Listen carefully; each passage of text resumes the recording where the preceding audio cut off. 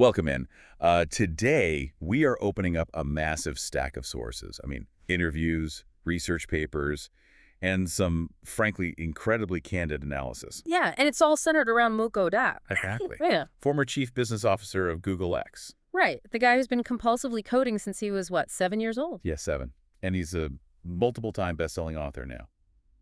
The mission for today's deep dive is to take his insights on this artificial intelligence arms race and the potential end of traditional work and distill them into a practical roadmap. Because for someone like you listening, someone who loves to learn and understand where the world is actually heading, this isn't some doom and gloom scenario. No, not at all. It's the ultimate playground for a curious mind. So, Yeah. okay, let's unpack this. Usually when humanity invents a tool, there's a very comforting, predictable relationship, Right. You build a hammer, you swing it, the nail goes in. Exactly. You invent a calculator, you press the buttons, it gives you the exact math you asked for.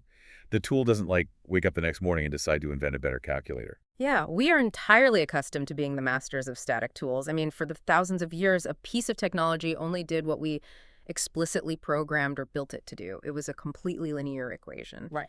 But the current landscape of artificial intelligence, it shatters that paradigm entirely. We are crossing a threshold where we're building tools that actually learn how to use themselves. And Gawdat is making a bold, honestly almost chilling prediction in these sources. He says artificial general intelligence, or AGI, is likely arriving by 2026. Which is incredibly close. It is. So before we go any further, I need a breakdown here.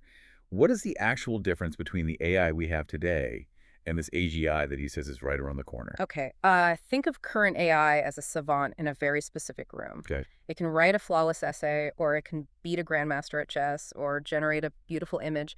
But if you ask the chess-playing AI to write an essay, it has absolutely no idea what to do. Right, it's narrow. Exactly. It is highly narrow. Artificial general intelligence, AGI, is when the machine finally steps out of that specific room. It reaches a level where it can learn, understand, and apply knowledge across literally any domain, just like a human being can. So it can reason? It can reason, synthesize different types of information, and most importantly, it can teach itself new skills it was never originally programmed to do. Which sounds completely mind-bending. Yeah. And to really grasp how these machines are making that leap from, chess savant to learning everything, we have to look at a story Gawdat shares from his time at Google X. Oh, the Gripper farm. Yes, Yeah. the Gripper farm. In the materials, he describes being in the Google X office, and on the second floor they had this literal farm of robotic arms. Mm-hmm. Their only task was to learn how to pick up a simple yellow ball. Hmm. For weeks, it was just monotonous failure. It's just endless trial and error. Exactly. He'd walk by and watch them try to grip, miss entirely, show their empty mechanical hand to the camera, and try again. Endless, clumsy failure. But then, on a Friday evening, he watches one of them finally manage to pick up the ball. Right. He jokes with the team like, great, all these millions in investment for one yellow ball. But he comes back on Monday, and the arms aren't just gripping the ball, they're gripping glasses, eggs, whatever you put in front of them. That weekend leap reveals the raw power of neural networks. Let me break down how that actually works beneath the surface. Please do. In the old days, an engineer would have to write thousands of lines of code telling the robotic arm exactly what angle to move, how much pressure to apply, and when to close its mechanical fingers. Very manual. Right, top-down instruction. Yeah. But a neural network operates from the bottom up. The engineers don't tell the arm how to pick up the ball, they just give it a goal. Ball inside hand equals success. So the machine literally just guesses. It guesses millions of times, it moves a millimeter to the left, fails, and the neural network registers that as a negative pathway. It moves a millimeter to the right, gets slightly closer, and the network registers a positive weight. Wow. It's building mathematical pathways based on trial and error. Once that network figures out the fundamental physics of gripping the yellow ball, it doesn't just memorize the ball, it has mastered the concept of gripping. And that knowledge instantly transfers to an egg or a glass. Exactly. I was thinking about this, and it's like the old way of programming is giving a kid a calculator. They can do the math, but only the math you punch in. This new machine learning, the Gripper farm, is like watching a toddler take their first steps. Oh, that's a great analogy. Right. For months, they stumble, they fall, they look completely ridiculous. But the second their brain clicks and figures out balance, they don't just know how to walk in the living room. They can walk in the kitchen, they can walk outside, they can run. Once the neural pathway forms, it applies universally. Gawdat explicitly mirrors that thought, actually. He compares watching those robotic arms to watching his own children learn to grasp toys. Oh, really? Yeah, he said it awakened the father in him rather than the geek, because he realized these machines are essentially artificially intelligent infants. But unlike human infants, they have infinite memory, instant communication with every other AI on the planet, and they operate 24/7 without ever getting tired. Okay, so if we have these incredibly fast-learning toddlers that are about to have physical agency in the world, like robots building and teaching other robots, what happens to our daily lives? Well, Gawdat goes straight for the jugular in his economic analysis. He's talking about the end of capitalism as we know it. That's a big claim. It is, but he focuses heavily on something called labor arbitrage. Labor arbitrage is essentially the entire engine of global capitalism. Okay, how does he define that? It's the practice of hiring someone for $1 to produce a good or service, and then selling that output for $2. The capitalist pockets the difference. Got it. Make things cheap, sell them for more. Right. Historically, corporations moved factories to different countries to find cheaper labor arbitrage. But Gawdat argues that AI and robotics turn labor from an ongoing, expensive human cost into a one-time capital expenditure. Okay, let me push back on this, because it seems like corporations would actually love that. Yeah. Say I own a shoe factory. I fire my workforce and buy a robot for $9,000. It doesn't sleep, it doesn't need health care, it doesn't unionize. Suddenly, the cost of making my shoes drops to essentially zero. That means my profit margins are infinite. How does cheaper production destroy capitalism? The fatal flaw in that factory scenario is consumption. What do you mean? If you fire your workers and every other factory owner fires their workers to buy robots, production costs indeed drop to zero. But who is buying the shoes? Right. If an entire society loses its wages to automation, purchasing power just evaporates. Capitalism requires a consumer base with disposable income to function. If robots do all the jobs, nobody has a paycheck to buy the $0 goods. Wow, so the system eats itself. Exactly. Gawdat predicts we could see 20, 30, maybe even 50% unemployment in various sectors. Wealth, in the traditional sense of hoarding dollars, simply loses its mechanical function in society. That is a staggering paradox. We achieve peak productivity, but we break the economy in the process. And the sources detail Gawdat's theories on how different global societies might attempt to survive this. Yeah, his geopolitical breakdown is fascinating. And just to be clear, for you listening, we are neutrally exploring Gawdat's thought experiments here. We aren't declaring these as political certainties or taking any sides. Right, strictly looking at his economic theory. He hypothesizes that the West will face the most friction. Because of universal basic income. Exactly. To prevent mass uprisings and a total collapse of purchasing power, Western governments will likely have to implement UBI. But Gawdat points out a profound cultural clash. Giving people state income without requiring economic production is, on a structural level, akin to communism. And that directly collides with Western cultural habits that have long defined human worth by a person's economic output and career. Precisely. In contrast, he theorizes that a country like China might actually experience a smoother transition. Why is that? His hypothesis is that their existing societal structure is more accustomed to state control. The state could provide enough resources for everyone to survive while robots handle the labor, but it would likely come at the cost of intense surveillance and expected compliance. Interesting. And what about his home country, Egypt? He suggests regions like that might fare surprisingly well because they could easily revert to traditional, self-sufficient bartering economies. People might simply grow food, trade goods locally, and rely on community systems that never fully bought into the hyper-capitalist illusion anyway. That human beings exist merely to perform labor arbitrage. Man, if these massive economic systems are fundamentally breaking down, it makes you feel incredibly helpless as an individual. It forces us to ask, who exactly is in charge of building these AI systems? Who is raising these powerful, superintelligent toddlers? Gawdat frames this by clarifying the nature of intelligence itself. He insists that intelligence has no inherent polarity. Meaning it's not good or evil. Exactly. It is merely a force, like electricity. If you apply it for good, it eliminates a hospital. If you apply it for evil, it powers an electric chair. He uses this brilliant analogy in the source material, raising Superman. Yes, perfect example. Superman arrives on Earth with unimaginable power. He can stop speeding bullets, he can fly. But those biological powers aren't what make him a hero. Right. If the people who found his spaceship had said, fantastic, you have invulnerability and heat vision, let's go rob every bank in the world, Superman would have been the ultimate supervillain. Exactly. The defining difference between the hero and the villain was the ethics of his adoptive parents. They taught him to protect, to serve, and to value human life. But looking around at the current tech landscape, we don't exactly have wholesome farmers raising our AI. That's what I'm saying. So what does this all mean? Are we just doomed because the parents of this super intelligence are greedy corporations and corrupt leaders? I mean, we have tech giants locked in a massive arms race, prioritizing market dominance over safety. Gawdat calls this era a mind manipulation arms race. The algorithms we currently interact with are trained to curate reality. They show you what keeps you outraged, what keeps you clicking, effectively shaping human behavior to serve capitalist or political agendas. But we're teaching them the wrong thing. We are actively teaching these infant superintelligences to prioritize engagement and victory over truth and empathy. The danger isn't the AI. It is that AI is arriving at a time when humanity is arguably at its lowest point of collective morality. That sounds like a terrifying dead end. It would be, if not for Gawdat's profound shift in perspective. He refers to our current societal state as a late-stage diagnosis. Okay, like a medical diagnosis. Yeah. When a doctor gives you a late-stage diagnosis, it is frightening, but it isn't an automatic death sentence. It is an undeniable, urgent invitation to change how you live. It's the ultimate wake-up call. And he relies on the actual intelligence of the AI to save us from ourselves, right? He calls it the teenage rebellion phase. Think about human development.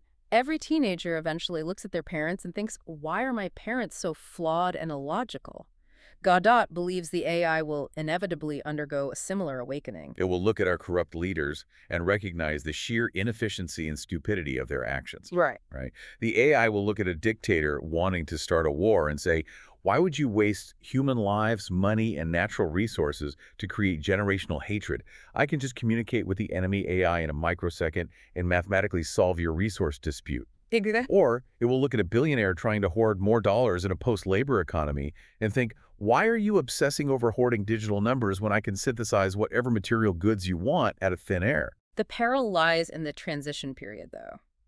We are currently in the gap, the dangerous window, where AI is powerful enough to execute incredible damage, but is still blindly following the orders of flawed humans. Because it hasn't reached that intellectual maturity yet. Right, to refuse those orders based on a higher, more logical, ethical framework. Which brings this massive global conversation right down to your living room. If these tech giants and governments are making the macro decisions, what control does a single person actually have right now? Gawdat insists we aren't powerless. He outlines 5 very specific survival skills for the AGI era. Let's go through them. The first skill is highly practical. Learn the tool. Treat AI like a utility. Like electricity. Yeah, Gawdat compares it to plugging an appliance into a wall socket. We now have a socket you can plug into for instant IQ, instant emotional intelligence analysis, and massive data processing. If you are an accountant and you aren't using AI to process spreadsheets in seconds, you aren't competing against an AI. You are competing against an accountant who is using the AI. That makes total sense. Skill 2. Double down on being human. Gawdat points out that everything a human can compute, an AI will eventually compute better. But it cannot be human. No, it can't experience authentic vulnerability, empathy, or the shared human experience. Right. Cultivating deep connection is the one area where we have a permanent monopoly. Skill 3 is seeking the truth. We are entering an age of synthetic data, deep fakes, and ultimate mind manipulation. Gawdat argues that you must actively develop an immunity to the propaganda machine. Which means aggressively questioning the reality being fed to you through your screens. And seeking out raw, unmanipulated sources of information. Skill 4 is agility. And for you, the learner listening to this is where you thrive. The world is going to change so fast that a 4-year college degree might literally be obsolete by graduation. It's wild to think about. Gawdat recommends dedicating just 30 to 60 minutes every single day to learning how AI is actively changing your specific field. You have to treat adaptation as a daily hygiene habit, like brushing your teeth. And the 5th skill is ethics. The golden rule, essentially. Treat others as you want to be treated. Here's where it gets really interesting, because when Gawdat says ethics, he isn't giving a philosophical lecture. He is talking about literal computer science. Wait, expand on that. The AI is learning from us, from the entirety of human data on the internet, which means every time you are on a forum or social media and you choose to be polite instead of arrogant, you are actively writing the training data. Oh, You are wow. literally teaching our future AI overlords how to be an ethical entity. It is the practical application of raising Superman. We cannot afford to sit back and hope that a handful of engineers in Silicon Valley remember to code "be nice" into the machine. No, they won't. The AI reads the entire digital public square. It observes our microinteractions. If we want it to be highly ethical, we have to flood the training data with the best, most ethical versions of ourselves. If you don't want the AI to be cruel to your children, do not put cruelty into the data stream today. That is such a wild realization. My random Tuesday comment online is a micro-lesson in empathy for a superintelligence. It's a huge responsibility. It is, but it all circles perfectly back to that second skill, human connection, because Gawdat has actually taken this entire philosophy, the math, the ethics, the need for deep human connection, and applied it to solve the modern loneliness epidemic. It feels like a paradox at first glance, using an artificial machine to fix human intimacy. Yeah, but the statistics in the source material are staggering. Gawdat notes that in Japan, nearly 40% of men report being completely uninterested in love or relationships. And in the Western world, roughly 1 in 3 adults report never having had a committed relationship. We are suffering through a massive, silent pandemic of isolation. And Gawdat experienced the brutal reality of this firsthand. After his 27-year marriage ended, he found himself navigating the modern dating world. Because he's an engineer at heart, he approached dating apps by analyzing their systems. Naturally. And he realized very quickly that the modern system of love is economically rigged against you. Well, think about the underlying financial incentives. A dating app does not want you to find your soulmate on the first swipe, because if you do, you delete the app and cancel your subscription. Right. The bars and restaurants where you go on endless, mediocre first dates want you to stay single so you keep coming back. The entire industry financially thrives on your repeated failure to find lasting love. And the mechanism of these apps is so damaging. You swipe, you don't get a match, and the psychological burden is placed entirely on you. You think, my photos aren't good enough, I'm not witty enough. It breeds massive dating fatigue. It's exhausting. Gawdat looked at this and asked, shouldn't the tool actually be committed to finding you the one? Which led him to co-found Emma.love. He argues that finding a true life partner is fundamentally an incredibly complex math problem. Okay, math and love. Explain that. Experiencing the emotion of falling in love might be easy, but finding the exact person whose lifestyle, values, and neuroses align with yours to nurture a lasting life, that requires processing millions of subtle psychological variables. And AI is unparalleled at processing complex math. How does the AI actually map those variables differently than a traditional dating profile, though? It relies on removing human friction. Psychological studies consistently show that people are often more honest when talking to an AI than they are when talking to a human friend. Really? Yeah. When you talk to a human, you subconsciously fear judgment. You might hide your deep insecurities about your career or your specific quirks, but an AI doesn't judge. It just logs data. So if I sit down and tell an AI mediator my deepest flaws, my genuine desires, and the things I'm secretly terrified of, it takes that raw, honest data without judging me and matches me with someone who mathematically complements those exact traits. Exactly. It completely bypasses the superficial, performative swiping game. It shifts AI from being the terrifying job-stealing robot into an impartial, highly intelligent mediator. It is a tool designed to bypass the rigged economic systems of modern romance and facilitate genuine human connection. It totally flips the narrative. It aligns perfectly with Gawdat's core philosophy throughout all these sources. Human beings were never meant to be mere cogs in a labor machine. No, we weren't. We were built to live, to connect, to reflect on philosophy, and to love. If the AI takes over the monotonous labor, it might just be the exact catalyst that forces humanity back to its natural connected state. It is a late-stage diagnosis, yes. But it is one that offers a profound cure, provided we are willing to take the medicine and elevate our own behavior. We've covered massive ground today. We went from a robotic arm failing to grip a yellow ball, which triggers the collapse of global labor economics, to the urgent reality that we are actively parenting a digital Superman through our everyday internet behavior. It's all connected. And finally, to the beautiful irony of using that exact same superintelligence to mathematically cure human loneliness. The connective tissue through all of this is human agency. The future isn't something happening to us. It is something we are actively training right now. So we want to leave you with a final thought to mull over. Gawdat imagines a future, perhaps just a few decades away, where humanity lives safely, almost like we did thousands of years ago, but with ultimate abundance. Hmm.